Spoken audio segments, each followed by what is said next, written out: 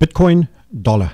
Utilizing the USD on Polynex, debatably Bitfinex also maybe more significant as a chart, but you've got a lot of draws. I trade a bit on this account. I do have a Bitfinex as well, but you have to settle on one, and this is one we're on. They're quite similar. Of course, volume is important, so do check the Bitfinex and any other high volume exchanges. So where have we been? We've got to understand that we've been in a lockstep down leg, flat bottom, lockstep down leg, flat bottom, down leg.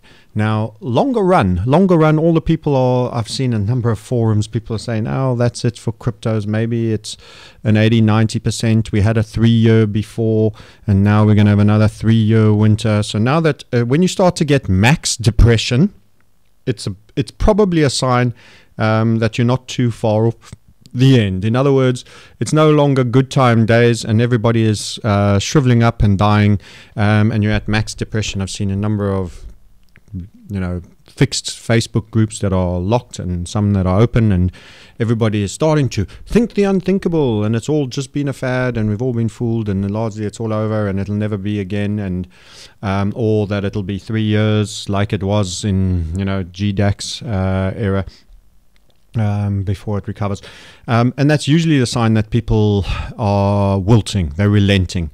Those that have to have sold, that are on over leveraged or uncertain, have already got out. So the scared money is out, and that means there's a lot of buyers now sitting on the sidelines, and any uncommitted folk to the crypto space have been shaken out with a good old shake. The down legs get progressively less aggressive. So here's down leg 1, which was initial. There was that first inverted HVF continuation, was exceedingly strong. This was actually your biggest damage. This is geometric chart, but if you set it to log scale, it squeezes it a lot up, and it makes the current view look more significant than the original view. But going back to geometric, let's be clear, that was probably the single biggest in percentage terms damage that you took. The first sell, you went from 19 to just above 11. That's $8,000. Yes, this wasn't pleasant, but it was two-step. It was down from roughly the 16s or 17s. There you can see just 17s down to 12. You didn't make a new low at that point, so that wasn't the full leg. This was all part of the staircase structure. So the way you want to think about it is more like this. Big sell-off. I'm going to make this super fat so everyone can see it. Big sell-off. Let's make it a color we haven't used. And then sideways line again. Flat bottom. And then sell off. And then flat bottom, which is why we've continued to bias for downside continuation. And then sell off. Note the sell-offs are actually getting less. The sell-offs in their scale are becoming less significant. That sell-off actually only really brings from the line. I'm taking it from that high there. But in fact, the sell-off is here, and in the same way, the sell-off is confirmed here over there. So you're now getting into what is typically called by a traditional technical analyst, and we do as well. We draw it slightly differently, but what I'd call a microfractal, or a smaller pattern that it reflects a rising wedge. In other words, those that think it's over, it isn't. We need to kill everyone off one more time so that everybody surrenders. And one more new low, and you'll have all the negativity and all the giving up that a market needs to then be able to move forward again. Not that it's going to go straight into mooning mode. There's a sustained period of bottoming and boredom that comes. You've got to go low volatility first before you can start going up. But that's going to be broadly in the structure of what I anticipate would be like a rising wedge. On a guesstimation, we don't know for sure, a squeeze like that. What does that beget? Well, it could even melt up and go back to these 10,000 levels. So this is blue line is the key levels of 10,000. Note how we got a micro fractal, and even this leg required a wind up to break the 10,000 level. There's the little fractal, also inverted HVF. This methodology is all you need with your key levels of significance. That's, people want to prattle on about other techniques and Elliott wave and all of that. Elliotticians aren't always clear for me where their buys and their sells are, although I do give credit to it as a valid study on technical analysis, and I'm not someone who pokes that, and I'm very critical of traditional technical analysis generally, like indicators and many other things. This is an indicator, but it has volume data in it, so I don't consider it in the normal category of indicators, because volume can precede. But essentially with a rising wedge there, you probably get a further down move. So we've got geometry, I almost said geography there, more south side geography, geometry I mean, in this flat bottom inverted HVF that'll take us down, suggested 7,000 on this wind up. So you go up, you might kiss the 10,000 level and pop out the top of the wedge before breaking down. That's what I teach folk on the program. Wedges perform differently. They're not reliable directionally, but they do have a squeeze, so there will be an impulse of movement that will come with them at some point. So you get a bit of drift buying of people think that's it, out of hope. Coming up too steep under the bottom, but across the top there's still distribution going on. So you get those two angled up lines at a slight difference. You can get a little melt up through the 10,000 and then you can revisit down, or that can happen sooner and not get that high. Or we could go all the way up to the funnel and have a longer period. The other option that is also a possibility, this is my probability scenario that this target is made, and of course by definition that's slightly disproportionate. We treat this as disproportion. There was a big impulse. This was a confusing and an intentionally misleading bit of price behavior, because you made a higher high here. This got everyone back into the bull train and then hurt them bad and brought them all the way back down to this flat line that I could even have drawn at that angle, clipping all the lows slightly better. That caught everybody bad, and then you had a very weak impulse and then back low again and then a very weak impulse, and a few of our guys on the board were all spotting this and were getting out and getting short and getting their tether positions in, or their fiat positions. I'm not a fan per se of tether. It depends on your exchange. If you only have tether as an option, that's what you have to use. Better to be in actual fiat if you are bearish the entire crypto market cap. Remember when this all started, we were close, everyone, and I did a YouTube clip on this as well, so hand in there, next major level was 1 trillion when we were in the 800s, and that's probably why it balked. It also balked because you had the $20,000 mark coming up, so it had to have a rest, and it had gone very parabolic for a sustained period. So these are all retrospectively, we can know that we knew it was a big psychological level, and it didn't even run it. Usually you just put a tiptoe over it. That is your 10k, which is a big psychological level, and that's why you wound up here for breaking it. Broke down to it, still paused at the level and played footsie with it before going level. So now you've had the relent, and people have given up double digits, and you're now in 9s and 8s, etc., and you traded as low as 7,000s. By the way, it's a lot of what I said on various Bitcoin clips that seem to have provoked a lot of people. I used to watch and respect your videos, but you're just a FUD spreader.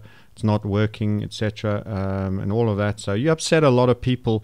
7k, 8k is more realistic. Well, we've traded the 7s already, and you upset a bunch of people if you say something as you see it on the markets. But people unfortunately will emotionally react to things they don't want to hear. And rather than it being about the news or the probability assessment that you're trying to achieve, it's about their emotional ability to cope with something that causes them stress. So I don't tend to take these things too personally, but the reason why I mention them is that there's a lesson and a personal development program in everyone trying to become a better trader. And it's one of the first things I tell people on my program. You got to grow, and you got to grow emotionally.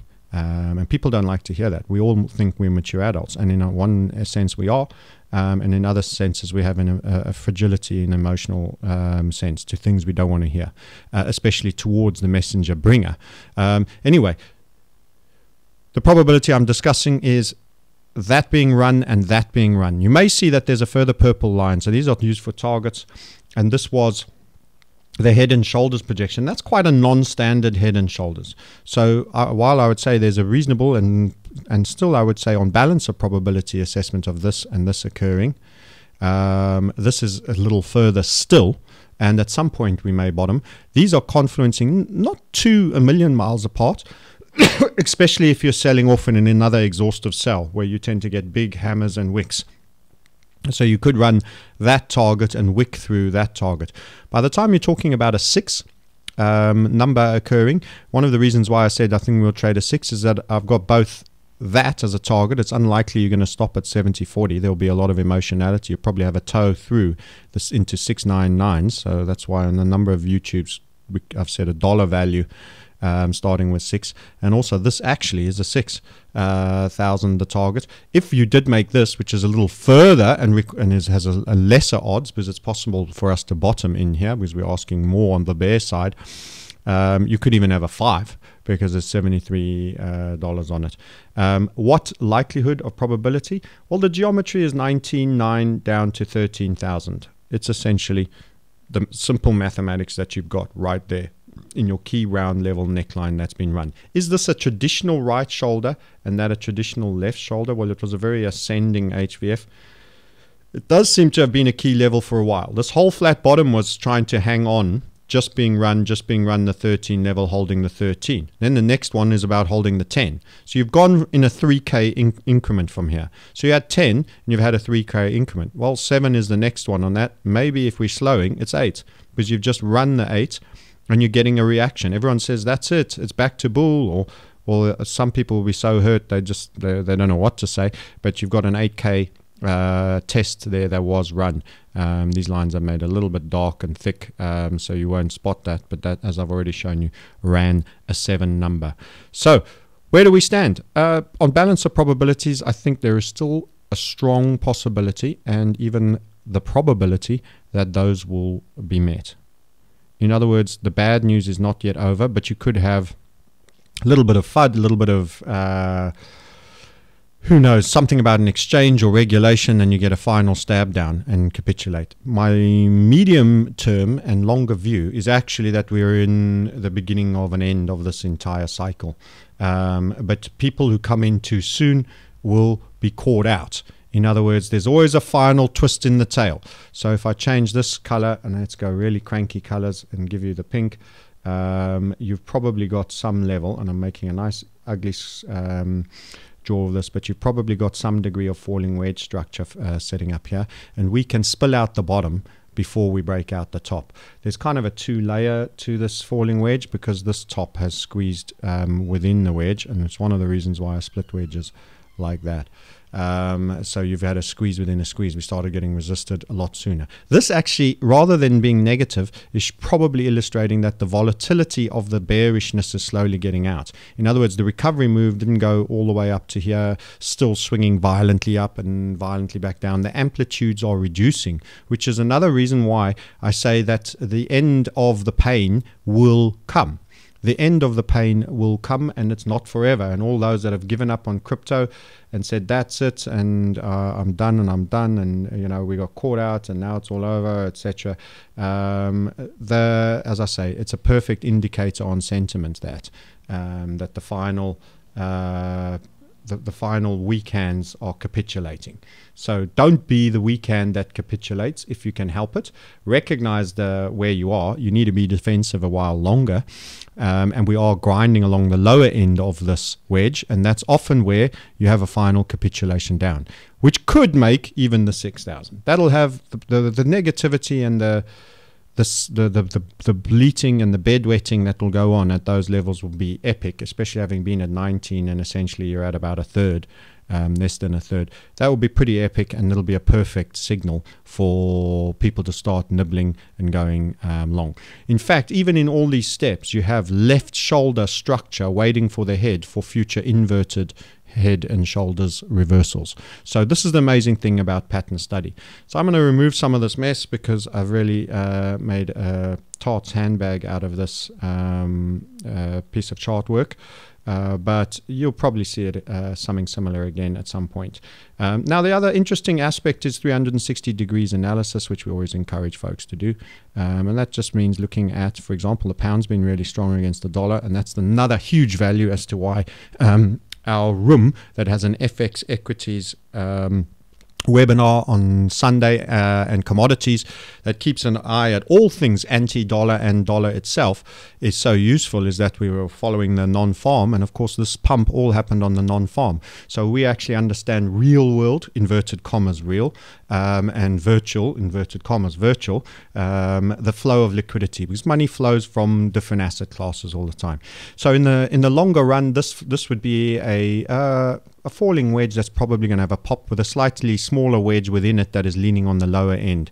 But I think there's scope for that final capitulation out the grind line, which you'll learn about on a program if you elect to do one, along the bottoms before pumping up to the upside.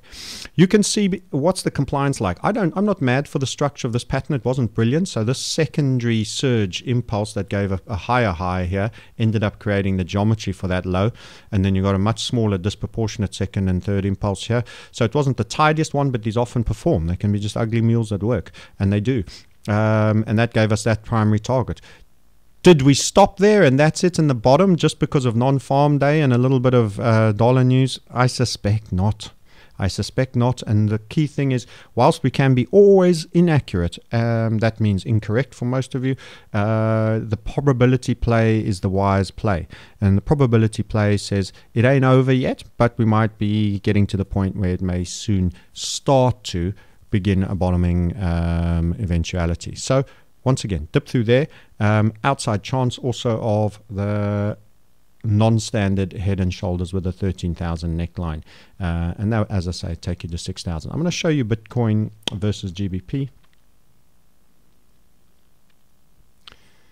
So part of what we also do for in fact that's GBP against the dollar, and you can see how strong the pound has been, and there's been setups all the way along here for people trading that. And in fact, when your cryptos are going quiet, you can take up defensive positions and trade in FX and equities, all within our platform, and we've got a brand new platform coming for the beginning of April, end of March, which is exciting us a great deal in terms of being able to follow and its functionality, etc.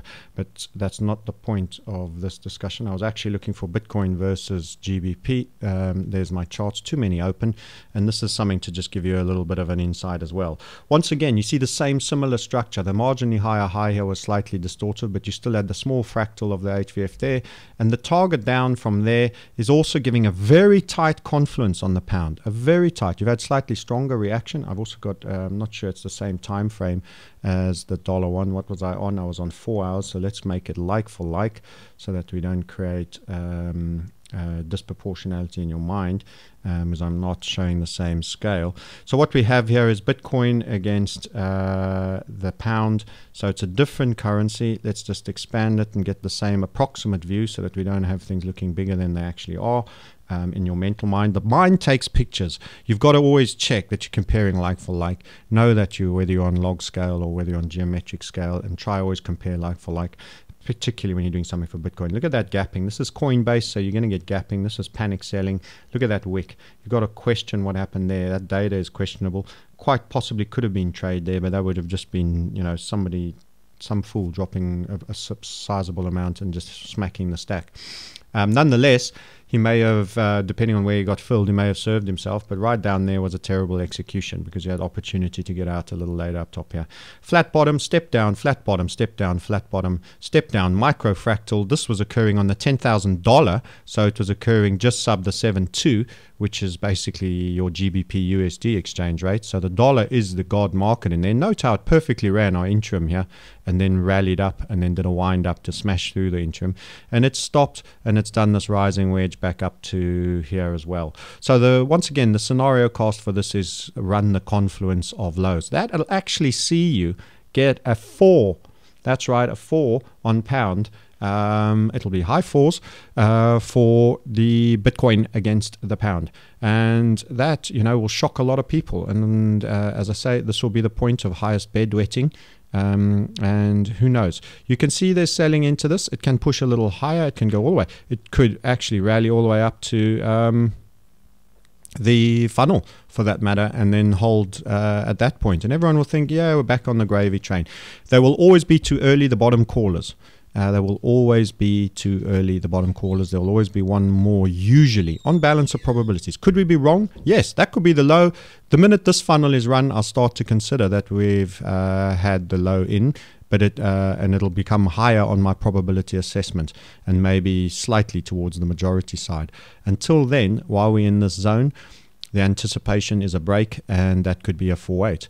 Now, we've been calling for these big sell-off levels for a long, long time. When this first broke up top here at 10,000, people thought I was mad when we said we could get a 4 at 10. Something is trading in a 4 when you're trading in and around here at 10,396 pounds, and that's just before it spilled at 6,500. It didn't look so crazy there, but still sounded a long way off. Even at 6,648 sounds a long way off. But it's the season of fear, and there's a final capitulation generally in my experience of price behavior, but it doesn't have to be. And the invalidation of these areas running through that red high would probably mean that there's the chance for that final spill has now passed on balance. So it would go to the majority view. That means it's 50% or more. At the moment, it's more likely that we have the other down leg. That's the take on Bitcoin. Bitcoin against the pound, Bitcoin against the dollar. Go learn how to do 360-degree analysis. Go do it for yourself. Or better still, be part of an awesome community where doing proper Bitcoin analysis is just the beginning of what we do. And then we drill down into our favorite coins. We have an amazing trade that we believe will be setting up in the first quarter. And it will rely on a certain element of the overall coin market cap to have bottomed. And I can, in terms of my assessment on balance of probabilities, that also will be occurring. So there's a good medium to long time frame news coming out here from my side on the chart, although the pain isn't over yet, and there's some final clinger honors that need to be shaken out so that all the buyers are on the sideline that are weak hands. And the share register, as I like to sometimes say, of course there's no such thing on cryptos, the share register has changed hands, and the bold are now holding, and the others have folded. So watch the structure. It's not bottoming. You should get a series of marginally lower lows, not continuation patterns like rising wedges. That is the key element. Then buyers after we've done this kind of a run. And we're getting the same whether we're looking at the dollar or the pound. Feel free to knock yourself out and have a look at the euro and do all the others. I'm giving you one free view on my assessment on Bitcoin. I'm doing this regularly and updating it for all my premium guys, and we drop it down through all the other coins in terms of how we weight ourselves. And we have a super trade waiting for us. In fact, we probably have more than one, but the real super trade is going to be a trade, in my opinion, that will be the biggest of all that we have taken. And I intend to make sure that as long as those are in my community, they don't miss that opportunity, and the multiple will be substantial, although the overperformance that we expect on it will be difficult to quantify. And we have a methodology and a method for that, and I look forward to taking them through that and getting everyone strong and deep in the money on their original investment with me. If you want to find out more about how we do what we do the usual. Go to Market Sniper, click Get Started. Tell us where you're at. It's just 5 tick box questions. Do not consider this if you do not have resources. Benefit from the small amount I put out for review. Learn and develop as best you can. And I wish you well regardless. If you are in the category that is aligned to a probability-based assessment, not a 100% assessment, you're less inclined to make emotional outbursts on YouTube and you understand what probability means and a method means, then you might be our kind of guy. And we'd love to have you. And that's it from me. Have an awesome weekend. That's your Bitcoin Roundup. Hope it's useful, and yeah, keep the comments positive and try seize on your own emotional responses to somebody else giving you news. And It's part of your personal development. You will become a better trader if you are emotionally more controlled as an individual. I can't emphasize that enough. I don't know how many people actually recognize that, but I have to say, go into your higher brain. Avoid the amygdala response. It's nearly always, you always say thank you for it afterwards when you reassess.